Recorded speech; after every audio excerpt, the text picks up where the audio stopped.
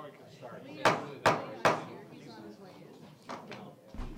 Good afternoon, ladies and gentlemen. Welcome to the Health and Human Services Committee meeting of December 4th. Call to order, second Pledge of Allegiance. I pledge allegiance to the republic for which it stands, one nation, under God, indivisible, with liberty and justice for all. Thank you very much. Number 3, adoption of the agenda. Is there a motion and support? We have a motion by Drollet, support by Romano. The only thing, okay, that's fine. Please vote. Okay, next, public participation. Joining us this afternoon is Mr. George Brumbaugh. Good afternoon, George. You're looking good. Please proceed. The floor is yours. All right. Thank you. Hi. My name's George Brumbaugh. I live at 43738 Catawba Drive in Clinton Township. I know most of you, but for those that aren't familiar with me, I was a county employee for 30 years and 1 day. I retired 4 years ago in about 4 months. I was in the Office of Corporation Counsel. I was an assistant there for 7 years and the Corporation Counsel for 23 years. I'm here in my capacity as a representative of the retirees, where I sit on the County Retirement Commission as their representative. I'm also the president of the Macomb County Retirees Association. We have about 781 members. I'm here asking for your help. If you can please assist us. There is pending legislation in both the state Senate and state House that affects health care benefits of retirees throughout the state. If you remember, about a year ago, the legislature came up with a plan. It was pretty onerous, and it was finally withdrawn before any votes were taken. And the governor then appointed a task force to look into issues concerning retirement benefits, particularly health care. And it was a coalition put together of labor, management, people from the governor's office, state treasurer's office, and people from the legislature. And they came up with a recommendation which basically concluded a couple things. One, that one plan or one size doesn't fit all in terms of passing legislation that affects all municipalities throughout the state. And on behalf of the retiree associations throughout the state, we basically agreed. That's fine. Good plan. It's going to, if a particular municipality is going to have problems, let's help them out. This legislation that's been proposed, which is House Bill 5298 and Senate Bill 686, goes way beyond the recommendations that were formulated by this committee that the governor had appointed. I was called last week in a kind of an emergency thing, made a trip down to Livonia, where the Wayne County Retirees Association had put together a giant meeting. About 100 people there from different associations and different municipalities throughout the state, including some of the unions who represent many of the retirees. Their conclusion was the same. Hey, let's support what this task force that the governor had put together, and we'll support legislation that effectively accepts their recommendations. But what's been proposed, and at that time we didn't even have anything other than the proposal before us, doesn't look good for us. Finally, the bill was introduced, I think it was last Thursday. They're moving forward with it. There's supposed to be hearings on this tomorrow, and they're supposed to vote Wednesday. Anything that's moving that fast without good input from people is probably not a good thing. And we have an analysis now that was done by the attorneys who not only act as outside counsel for our retirement commission, but also for the MAPERS group, which is the association of all the retirement, associations throughout the state. The bill goes beyond the recommendations. It again mandates things that should be decided by local government. One of the things that they've said was that no defined benefit pension plan can be offered to elected or appointed officials, excepting a county sheriff, who are elected or appointed after June 30th, 2018. That should be a decision that the locals make, whether or not they should be in that system. There can be no reopening or reoffering of defined benefit retiree health care plans once they've been closed to new hires. You may never want to consider reopening our plan again, but then again, 5 years from now, you may want to, and this law would prohibit that. It goes beyond that in terms of many different things. There's some reporting requirements, which I don't think anybody really objects to, because we should all be fiscally responsible. But I would ask, if you can, to call your state senator, state representative, and ask them to make sure that if they adopt any legislation, that it be in strict conformity and in compliance with what has been recommended by the governor's own task force, and that it not go beyond that. Legislation pushed through quickly is going to result in some errors being made, and then once you know the cat's out of the bag, it's hard to retrieve. You've got 30 seconds, George. All right. Again, thank you for the time. We would ask if you can make that simple call just to make sure protection. I'm sending out letters today that are going to go out to all the state legislatures on behalf of our retirees. And again, on behalf of the retirees, thank you for all you've done for us, because you certainly have been responsible in this county. Thank you. Thank you very much. I considered that chairman's privilege to allow Mr. Brumbaugh to speak prior to the beginning of the meeting. Anybody else in the audience wishing to speak? Going once, twice, thrice. Public participation is now closed. Thank you, George. Thank you. Number 5, department recommendations. Agreement, Warren, Sterling Heights, Mount Clemens, Eastpointe Animal Control Services. Jeff Randazzo, Chief Animal Control Officer. Good afternoon, sir. Good afternoon, Commissioners. I'm assuming everyone got the contract, so I'm here to answer any questions you may have. Steve? I need to get a motion.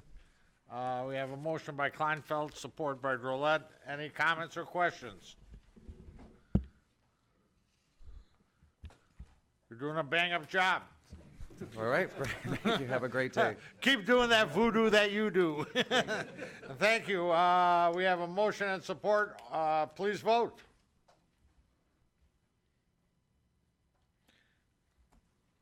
Wow.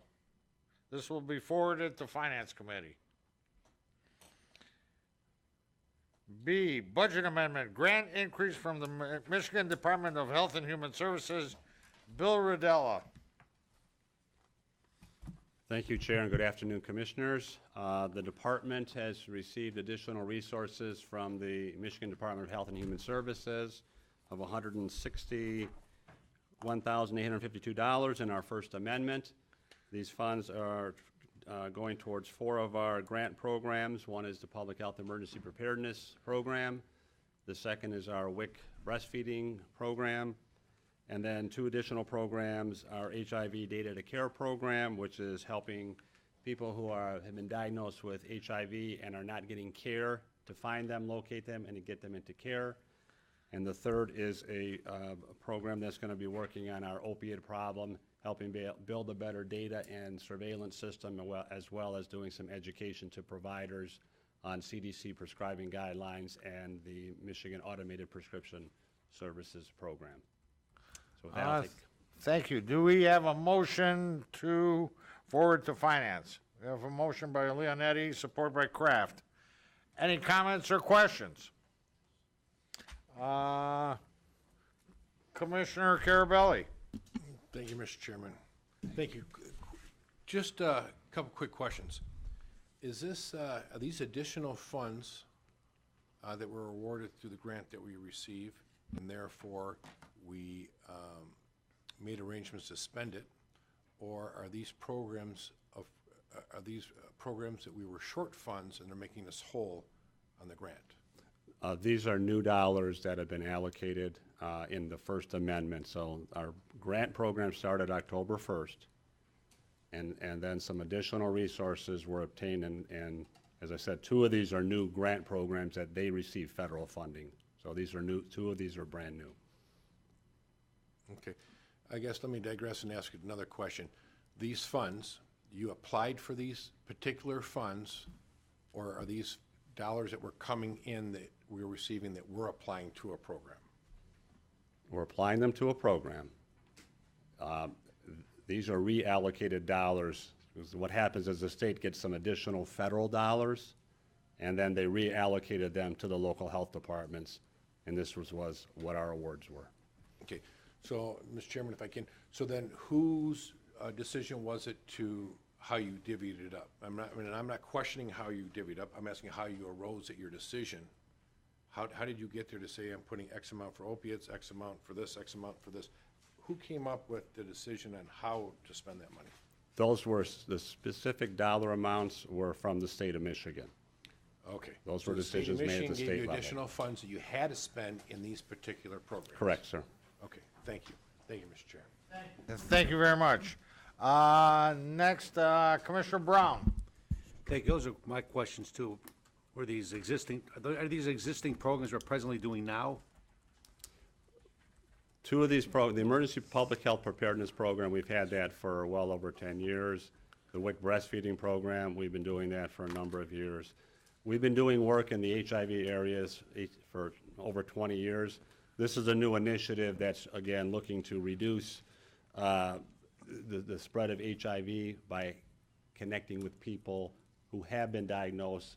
They've been lost over the years in the system. We need to find them and get them into care because that's going to help. So that's a new initiative. That's a new job too. It's a new job to try to find those people, right? Correct. That's going to be a new So- activity that we're going to be doing. And how long is the money program for? This funds will be coming here, at least we know through September 30th. Well, that's nothing. I mean, there's no time at all. What staff are we gonna have to be able to do that? We're going to be contracting with this will be not a county employee, we're going to do some contractual work with a community prevention specialist that we're going to bring aboard contractually to help us do this work. So they work in this area, so they know how to do the job. They won't spend half the money learning the job. And then, No, we're looking for some experienced person who's been working in this area, working with community. are there very many people like that out there? I think there are. We have a number of outreach staff we currently work with. Know our county, know Southeast Michigan, and Be better if they just block grant the money, extra money to us locally and let us decide where to put it rather than having them tell us what we think we should do with it. this is an initiative that's going on in a number of health departments based on a CDC model that's been very successful in other communities. New York City did this program. It's been studied the last 5 years, and they've had success in reducing the spread of HIV, so it looks like it's something that they wanted to do here in Michigan. And obviously it's a big crisis here in Macomb County. So what's the status of HIV in Macomb County? I know you put the statistics. I don't know what they are recently. We Are probably making have progress? somewhere around 1,000. We probably have 1,000 people that are HIV positive in Macomb County. Every year we have probably 50 to 60 newly diagnosed cases of HIV in the county. Really? Wow. Okay. So it is going. Thank you. Thank you, Mr. Chairman. Thank you. Thank you. Any other comments or questions? Commissioner Leonetti. Thank you, Mr. Chair. On the safer opioid program, any details you can give us on that at all? Any idea what that'll entail? Well, one of the things that this is going to go towards is building a better data and surveillance system. So working with the emergency departments of the 4 hospitals, our law enforcement, our medical examiner's office to get better real-time data Okay. for coordinating these systems and building a data system that can better look at this as real time as opposed to talking about last year's statistics. Okay. And is that something you're going to contract out to, or is that somebody that you think we will utilize? Our epidemiologist is going to be working with IT with this, as well as the hospitals. Okay. And some of the resources will support some of the personnel from IT. If there's costs that IT has to put in, that's what the grant's going to be used for. It's only $35,000. I know, it's a small amount for a Again, big it's part problem. of Yeah. part of an initiative the state has in developing better data and surveillance methods. Okay. Thanks, Bill. Good seeing you. Thank you. Any other comments or questions? Bill, question: Are there any areas that you're going to be targeting specifically with this, or is it just a scattergun approach For which specific? for the HIV and the opiate business? Are you going to go to Thompson Center?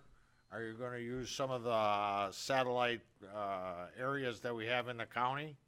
We already know there's about 200 individuals that we want to target, so we're actually going to be targeting individuals that we are aware that are HIV positive but are not getting care. So there's already a number of people we're going to be contacting. All right. As far as the opiate, that's going to be a county-wide initiative. Right.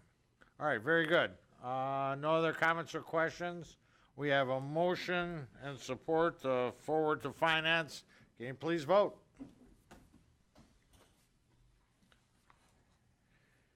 And thank God you're not going anywhere. Next up, budget amendment, grant from the Michigan Department of Health and Human Services. Surge capacity for targeted intervention of hepatitis A, local health department grant. Thank you. The department is requesting a amendment to our health grants budget by $216,000 for, again, resources the state health department has allocated to local health departments to address the hepatitis A outbreak that we're experiencing, not just in southeast Michigan, but in other communities across the state. Resources were allocated from the state legislature for these initiatives. As you know, you've been probably hearing about it through the media, we have an outbreak of hepatitis A. Numbers that I've never seen like this in southeast Michigan, where we've got over 550 cases. And Macomb County has, of those, about 172. So we're about a third of the cases are occurring in Macomb County.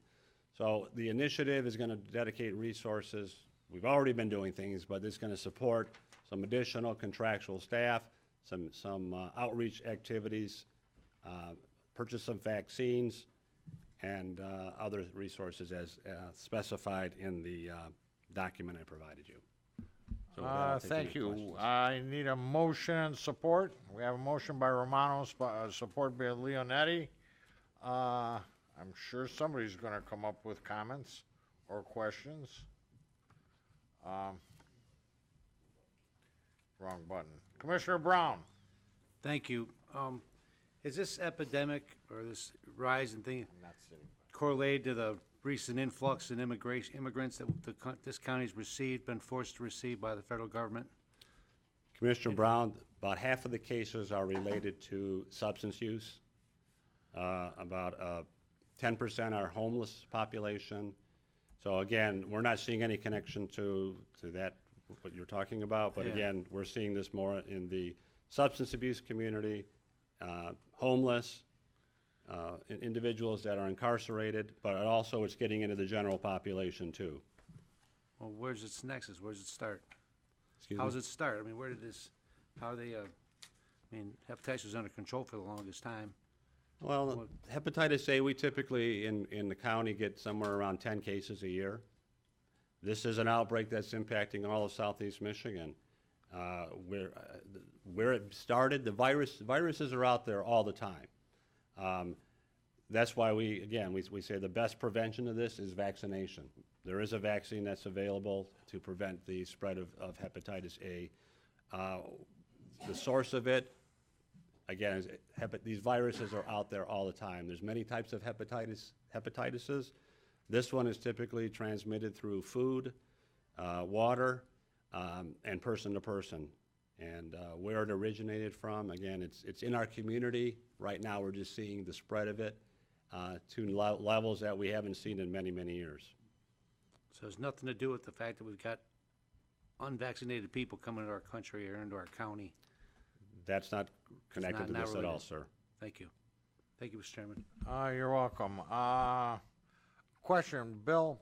I've been hearing about this on the radio with a lot more frequency, that whoever showed up at some hotel for a 2-week period has to report to somebody. Do we have any specific areas that have led to an outbreak of hepatitis A? Well, as I said, right now we have 172 confirmed cases. But is it some hotel that they were at a meeting or something? No, these cases, I mean, there have been a couple of situations where there's been some connection between cases and some secondary cases from somebody that had it, because if you're caring for a person with hepatitis A and you haven't been vaccinated, if you don't take correct precautions, you could get it too. So we haven't seen any outbreak when I say from a particular event. A lot of these are isolated cases that are occurring in the county. So we can't really tie it down to. And we've had no restaurants, or you've heard about certain restaurants Right. where a food handler has been infected. We have not had that happen in Macomb County yet. All right, thank you. Any other comments or questions from commissioners? I'm glad you guys are on top of it, because this could be very, very bad for the county and everybody involved. Please vote. This will be forwarded to Finance. Thank you very much, Bill. Thank you. You're on the verge of done. Motion passed, I believe. Okay, number 6. Martha T. Berry presentation, monthly report, Kevin Evans. Thank you, Mr. Chair, Commissioners. Good afternoon. Just a quick update on some numbers for us. Our occupancy still remains low, around 89%. It was up around 95% in 2016, but it's still roughly better than 8% of the rest of the county. It turns out that's also better than the rest of the country as well. I shared a snippet from McKnight's Long-Term Care News that shows that this is a national issue.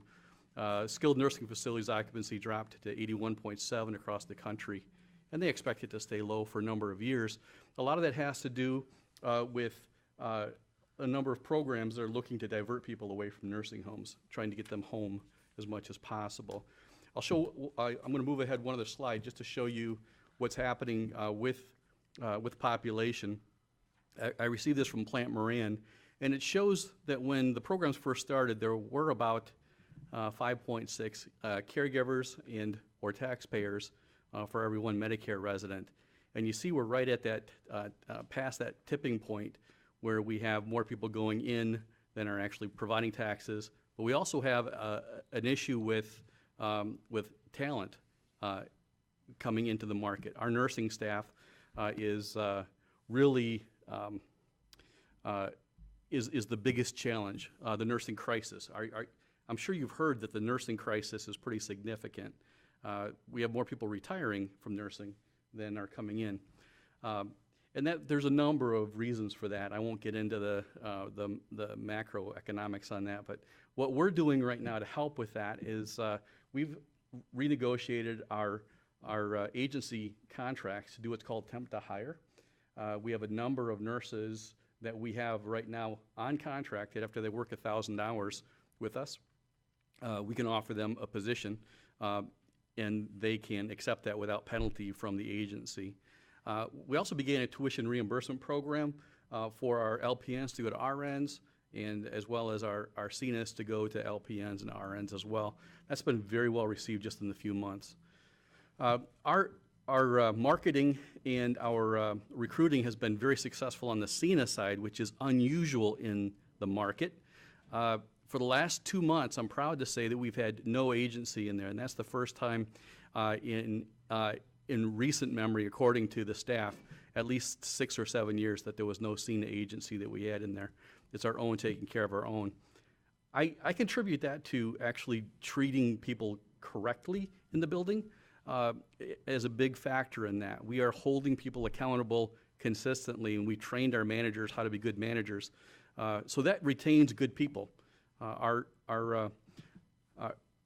turnover when I first got there was over 70%, and we're in the 30s right now. I expect it to continue to drop.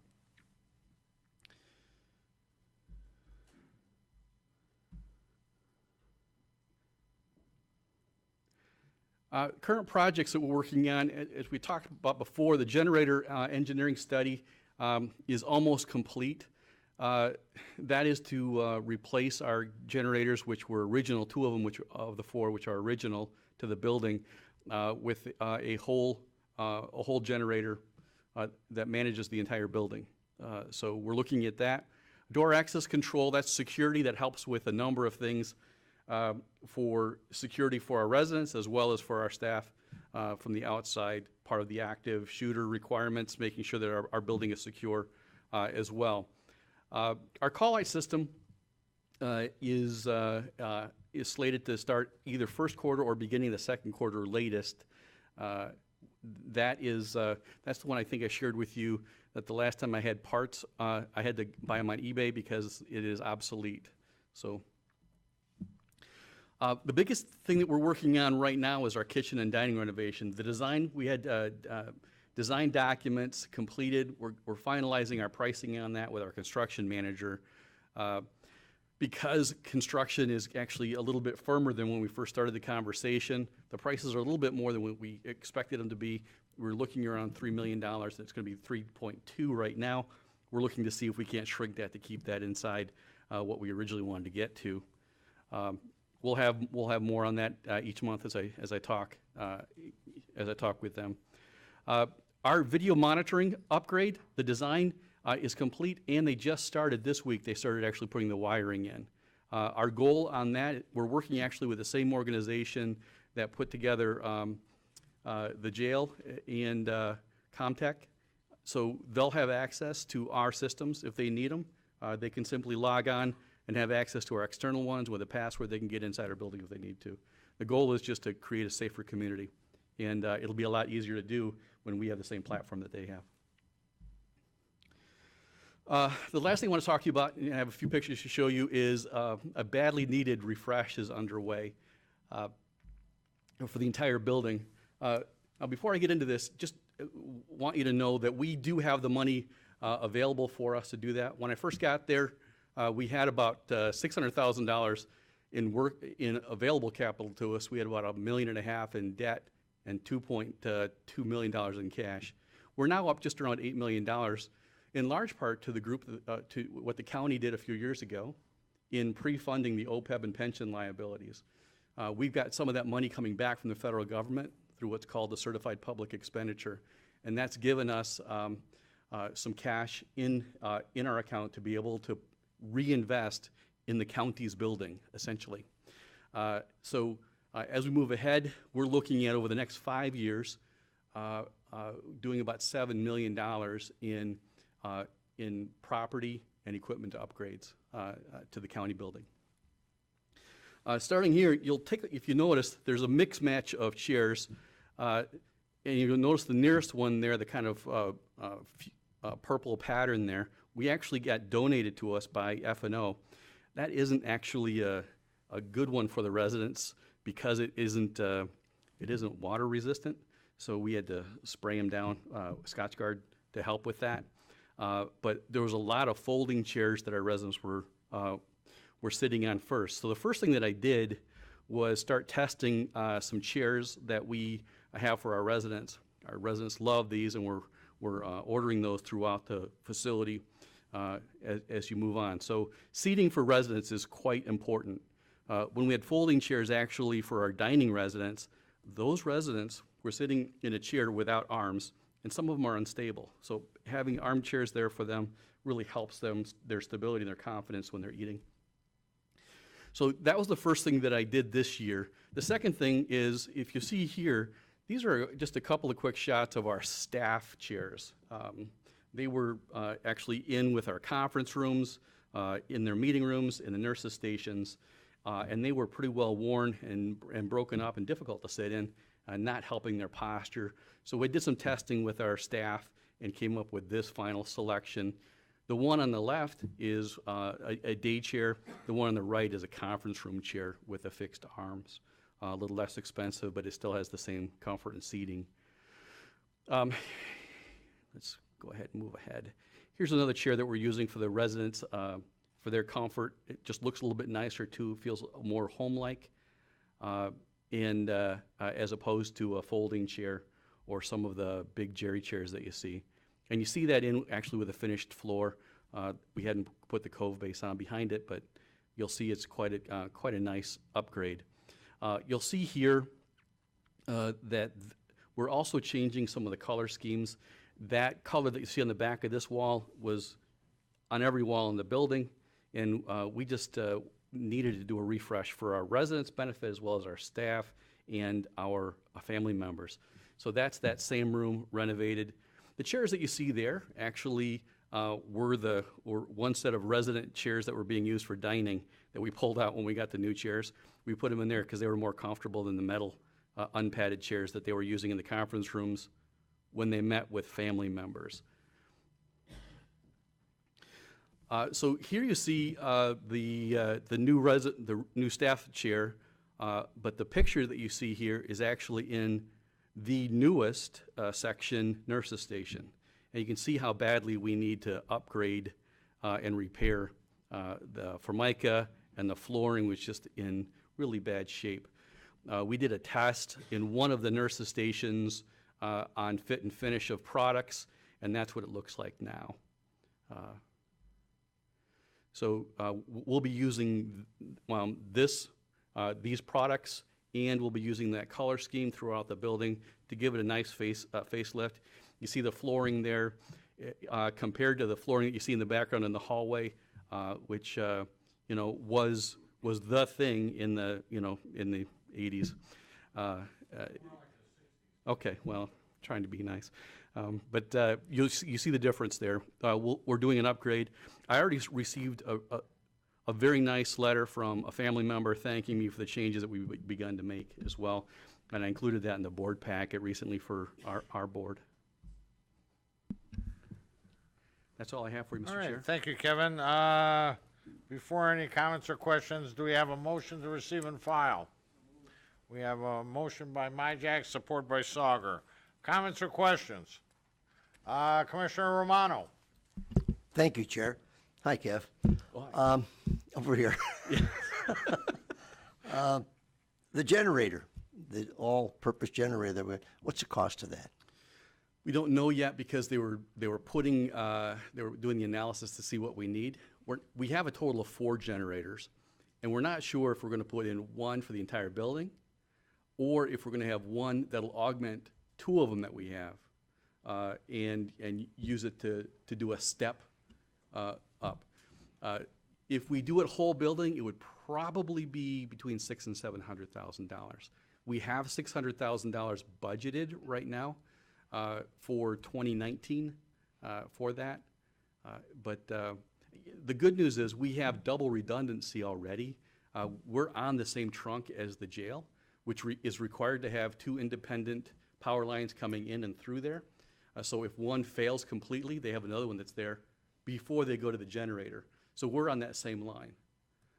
However, we are required to have generators in our building as well. How old are those generators we have now? I'm sorry? How old are those generators we have now? The 2 we're looking at replacing are 60 years old. Still young. I mean, they're my age and Marv, your age, it's young. It's the new 30. The chairs that you want to put in, individual cost?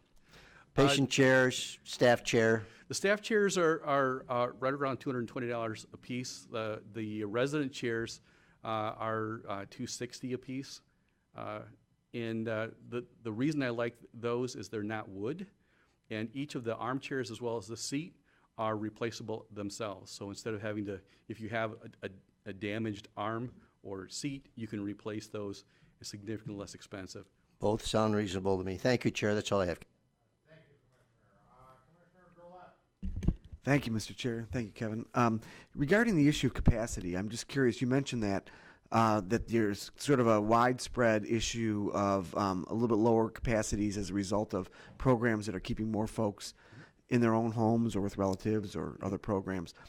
Is that, I recognize that's a substantial reason, but is there any other reasons is there capacity, is there building of more facilities? Is there like a facility boom or something that's also? That's a great question. There are a number of factors. A number of assisted living and independent living say that you can still stay there and they bring in services. That's something that's happening. I don't know if you recall in the late 70s, there was something called a basic nursing facility, basic, intermediate, and skilled. And it's much like our version of independent with some services, assisted living. The difference was those were all regulated. And when the federal government decided to make all of it skilled because they saw that aging in place was happening and they needed to have the highest level, it was the introduction of non-licensed buildings. So many of the assisted living that call themselves nursing homes are actually unlicensed in the state. So yes, the boom is happening. It's also it's also the programs that they're looking at doing. There's waiver programs that are happening as well. But you know, to continue on with that point, I think they're all needed. If you don't mind me going back to the slide that showed some of the capacity or some of the growth. You saw the silver tsunami. Probably didn't recall it. Right there. And you see this, that uptick there. I don't have the pointer there, right? So you see this uptick right here. This actually is going to be happening in just a couple of years. You see it's kind of a pretty significantly consistent line there. But right here, from essentially about 2022 on, we're going to have a significant increase in those that are in Medicare programs and also that require skilled type care. So even though there are no new buildings going up for skilled care at all, there are a number of assisted living and PACE programs and waiver programs that are happening that will help with that. I will tell you though that the majority of those are going to the for-profit private pay and the Medicare side, and the need for the Medicaid program for us, for what we do, will be incredibly important over the next 10 years in the county, in my view. Thank you. Thank you, Mr. Chair. Thank you, Commissioner. Next, we have Commissioner Caravelli. Thank you, Mr. Chair. Thank you for the report. Couple questions. To be sustainable and continue to be self-sufficient, what percentage beds needed to be filled to achieve that? Well, there's a longer question than that, because it's more than just capacity. It's also about how we fund.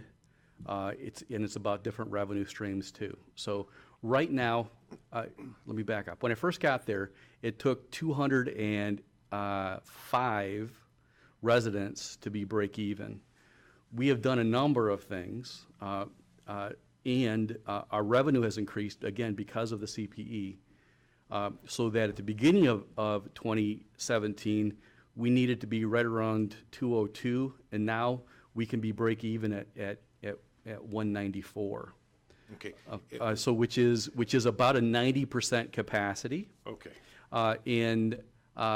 So we're looking at a number of things. Marketing, we're looking at different revenue streams, and we're also looking at different opportunities of working together. So those are a number of ways that we're doing that. Also, we're going to be looking at reducing our out-of-pocket costs in other ways. After this meeting, I'm going to be visiting with the finance department to talk to them about a couple of possibilities. Hopefully, we'll have some more information on that in the next month or two. Okay. First of all, I'd like to commend yourself of taking the challenge for this facility.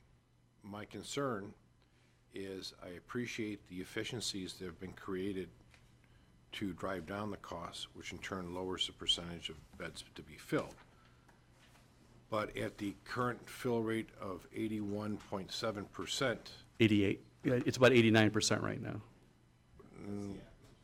Oh, the 81% is national average, okay, so and the county average actually is about 80, 81, 82. you're fluttering on breaking even. Yes, we are. Okay. Then that's where we'll start. We're fluttering on breaking even. I was on this board when we were given tens of $1 million supplementing Martha T. Berry. And thank the Lord, yourself and some good people came in and they tried to turn it around. You guys are, like I said, I commend you for doing a good job of improving efficiencies and taking care of the problems over there. But I stand fast of taking any tax dollars now or in the future out of the general fund to subsidize Martha T. Berry. So my question for you is that if you take a long-term 5-year snapshot, are we going to be able to obtain the percentage of residents to break even? Yes. My job is to make sure that no money comes out of the general fund for that. There were also some things that have happened, and until I have more information, I don't want to share it here, but I want to talk about, with the finance department, about some things that actually are taking money out of Martha T. Berry now that are not helping, and I'm not sure if they do help the county or not. I knew at the time they were, but it'd be more beneficial for us to have them on our books. So I want to talk with them before that, because then we can really actually move ahead positively in that way. Great. We have two major areas that are our big concerns. That is the ongoing pension OPEB liability, and also paying off the debt on our portion of the very large bond that happened, which will end in 2022. That will be a huge help from a literal cash standpoint to help us moving ahead. Okay. And then the last question I have for you, cash on hand. Restrictions. What is that to be used for? Any cash that comes in, it's a one-way swinging gate when you have Medicare, Medicaid. Let me rebundle that question in a Okay. different way. There was a lawsuit. Did we receive those funds from that one lawsuit? From the state, money coming? Yes, we did. We had about $932,000 in. And those funds are restricted for what type of use? We're using those as part of the capital improvement. So that is part of the $8 million that's in the bank account right now. And again, I'm not an accountant.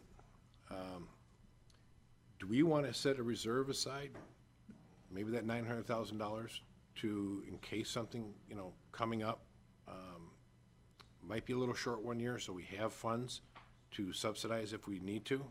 That's a great question, and that's actually what I'm going to be approaching finance about today. Okay, great. Then I don't want to dig any deeper. I'm nervous. I know you guys are doing a great job. Again, I've seen it when it wasn't good, and I know I think the rest of the commissioners on the next report in the agenda will get an idea of how many gray hairs or whatever we want to call the population coming up. Very careful what you say next.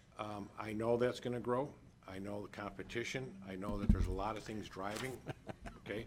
I'm pleasantly surprised on how well you guys have managed this, but I'm also very cautious when we're breaking even on the bed, the beds, the heads in the beds, and at the end of the day, if we're not even, and that big pot at the end of the day is not going to be available as long as I'm here, and as long as I can get anybody to agree with me of taking tax dollars out again.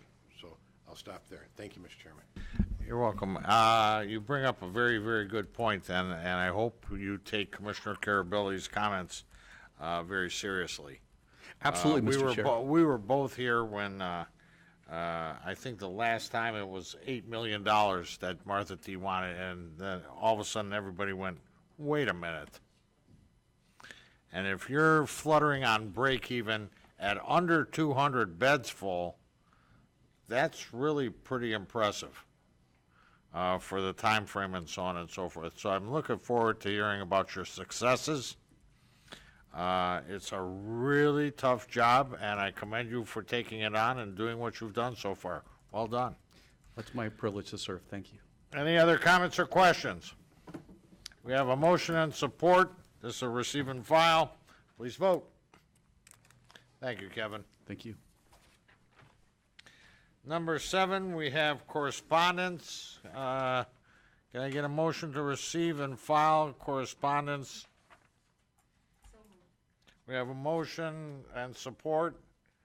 Any comments or questions? Not yet.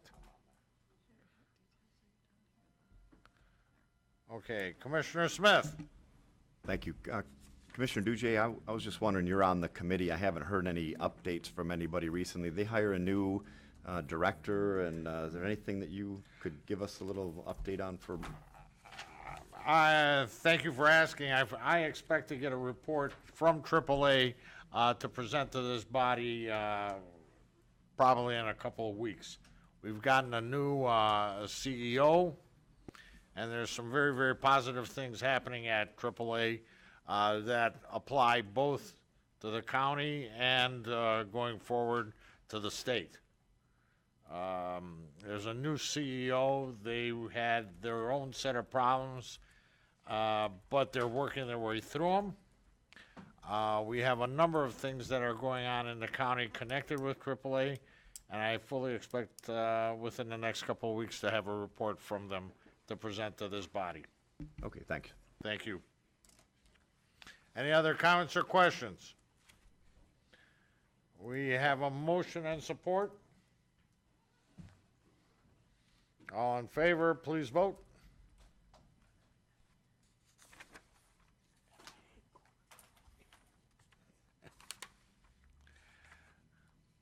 Number 8, new business. Any new business from commissioners? Commissioner Smith. Once again, I think we've only had a third of the commissioners send back something as far as calendar dates, and I'm sure that some of you probably don't have or know of any dates at this point. So if you're not going to turn it in, that's fine. Also, tomorrow we were all invited to the ribbon cutting, 10 a.m.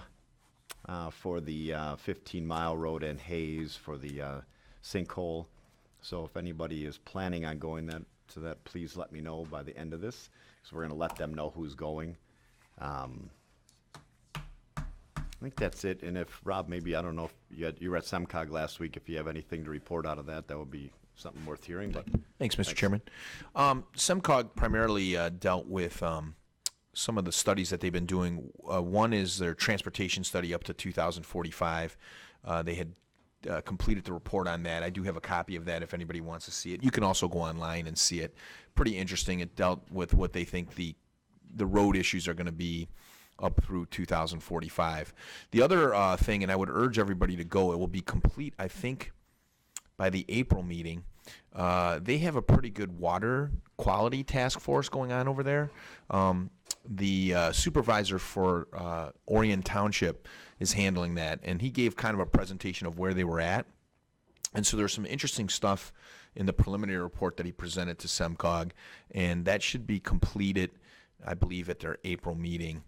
We should have a complete report on that. So that's pretty good stuff. A lot of interesting stuff involved with that. It deals with the blue economy. It deals with quality. It deals with issues of overflows and stuff like that. So I thought they had a pretty good study there. Some of the thing that at the very end of the meeting, the bill that's currently, and Commissioner Kraft might be able to speak more about this than I can, but when George Brumbaugh was up here talking about that legislation with the health care, they presented that, and it was pretty sobering. It's going to require local government units, including counties, to really stick to some pretty strong requirements in order to maintain legacy costs, I guess. You're going to have to be at a certain point by 2030. I don't think there's any penny that can come from a local government to support a legacy cost. And if you're at 80% or 20%, you get penalized, and you have to go in front of a commission by the state. So I know Phil probably knows a little bit more about it than I do, but there certainly was a lot of concern with that legislation as it was expressed to the members of SEMCOG, and so I'm sure we'll hear more of the resistance to this legislation. Other than that, that was it. Thank you. Thank you, Commissioner. Commissioner Sauger. Yeah, I just want to say thanks to the board for their patience while I'm getting this thing taken care of. I should be in pretty good shape after this month with the nuts, so All I want to say is thank you. Thank you, Commissioner.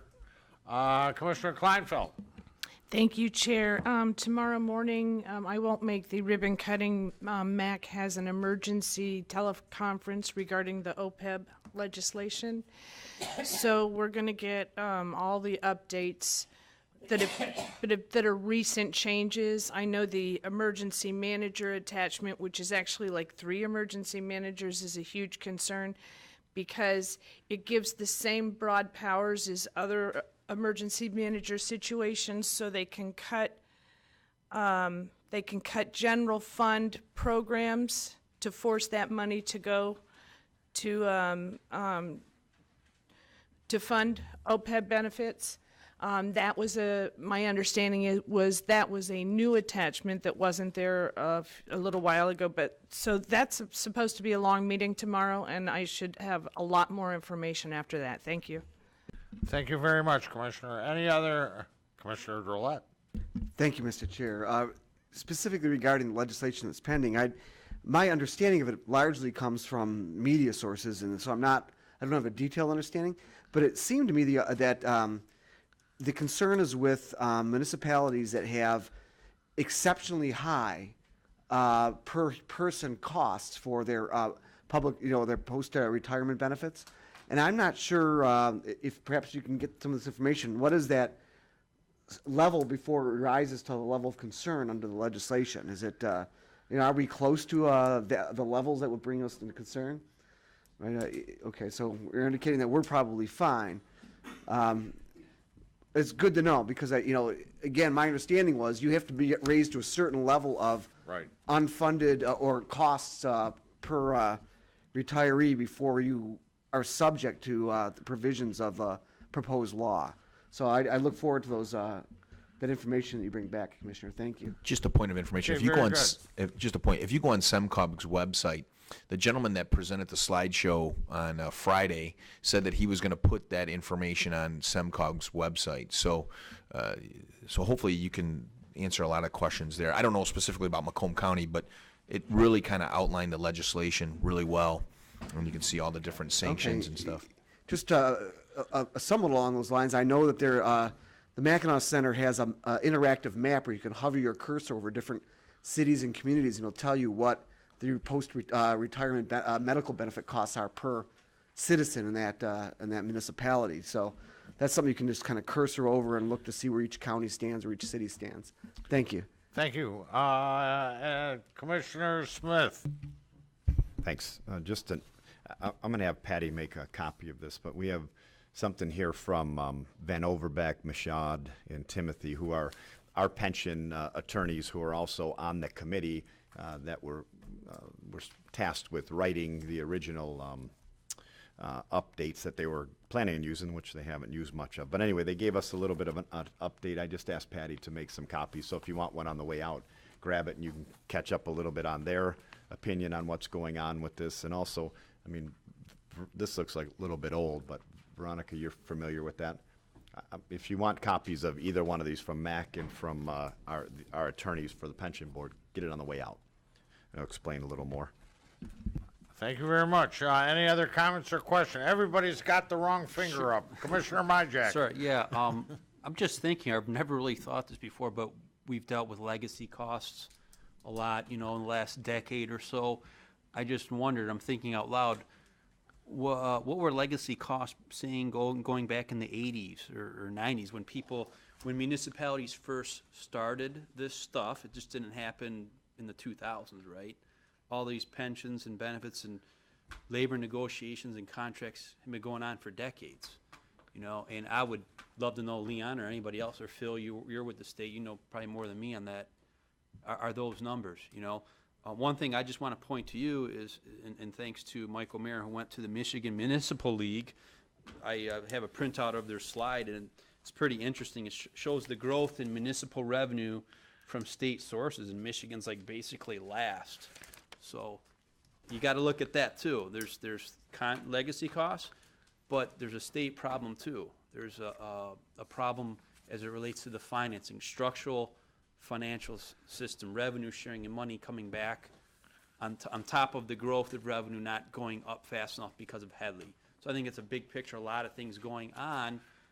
And in order to think about that, one has to, I think, go back in history a little bit. Where were we 10, 20, 30 years ago? Why has it happened? Or we're at the situation now. So, thank you. Thank you, Commissioner. Commissioner Kraft, you had one of your fingers up. Yeah, just one of them. Thanks, Mr. Chairman. From my understanding, it is sort of along the lines of what Commissioner Drollet was saying. I'm still reading through them. There's 13 bills in this package. It was just introduced at the end of last week. But it is going to be in committee, from what I'm understanding, I believe tomorrow. There's Senate bills and companion House bills going in, and they should be in committee this week, and then probably on the House floor and Senate floor next week, from my understanding. So I'm still thumbing through the details, but if I find something, I'll pass it along to the board. I'd appreciate it. Thank you, Mr. Chair. Thank you very much. Any other comments or questions? The only comment that I'd like to bring up is our longtime representative, Sander Levin in the 9th District, has announced that he is not running for re-election. I think it'd be nice if we got a proclamation from a lot of people from this board to thank him for his 34 years of service. Commissioner Gillette thought you were making an announcement today.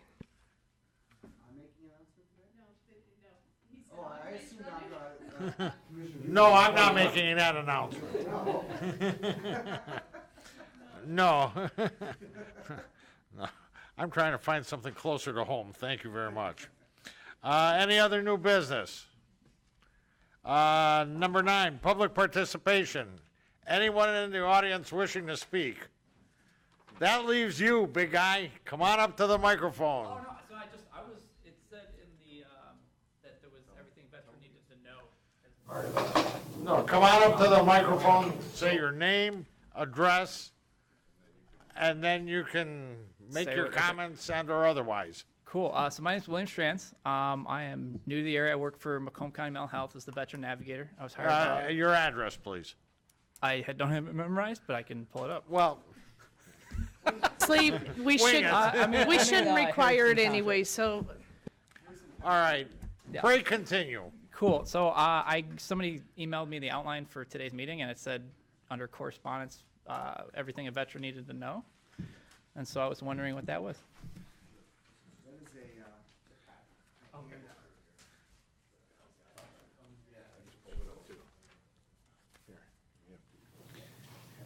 Yeah, you can get a whole bunch of copies of it. Is that it? Don't you want to say something else? The floor is yours. Sure, I can say things. So, So, my name's William. Like I said, I took this position about a month and a half ago. I moved from Chicago to help the veteran in Macomb County. It's a very new position. If you ask me what I do, I cannot tell you. So it's kind of to fill in cracks, but I haven't found the cracks yet. So I got to talk to people and learn kind of what the veteran experience is in Macomb County and kind of work with that. So I'm a Navy veteran, social worker, peer support specialist, and a lot of different things in between, and a faith-based community organizer. So I think they hired the right person. So I'm just out there looking for veterans and figuring out ways to support them and support the community. Very good. Thank you very much, and welcome aboard. Thank you. Not seeing anyone else. Public participation is closed. We have a motion by Drollet, support by Kleinfeld to adjourn the meeting. All in favor? All opposed? Thank you very much. We are out of here.